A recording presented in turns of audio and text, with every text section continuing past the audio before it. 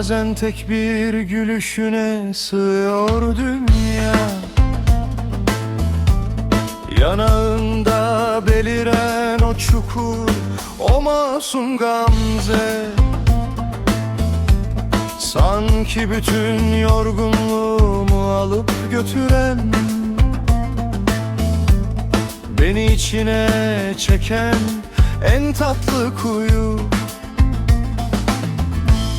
Ama sadece suretin değil beni büyüleyen, ruhumu saran o kocaman yüreğin.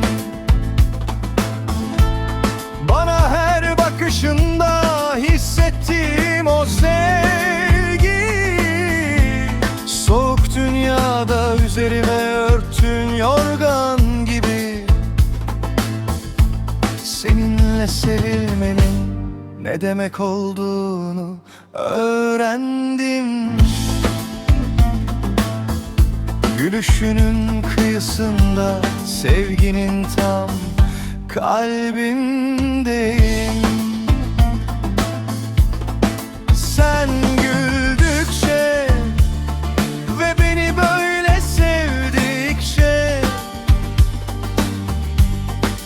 bil ki ben hep o gamzenin düştüğü yerdeyim.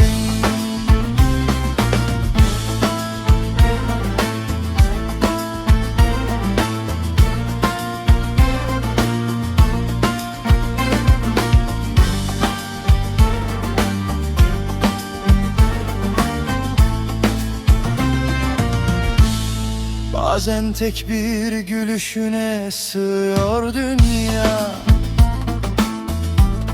Yanağında beliren o çukur, o masum gamze,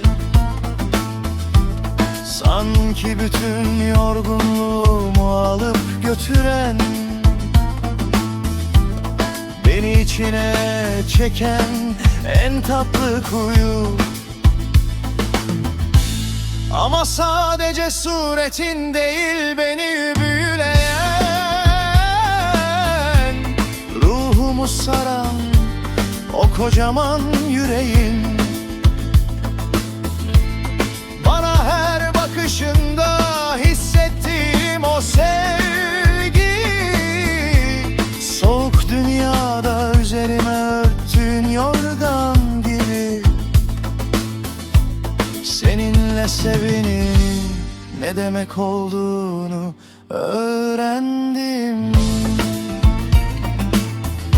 Gülüşünün kıyısında, sevginin tam kalbindeyim. Sen güldükçe ve beni böyle sevdikçe, bil ki ben hep o gamzenin düştüğü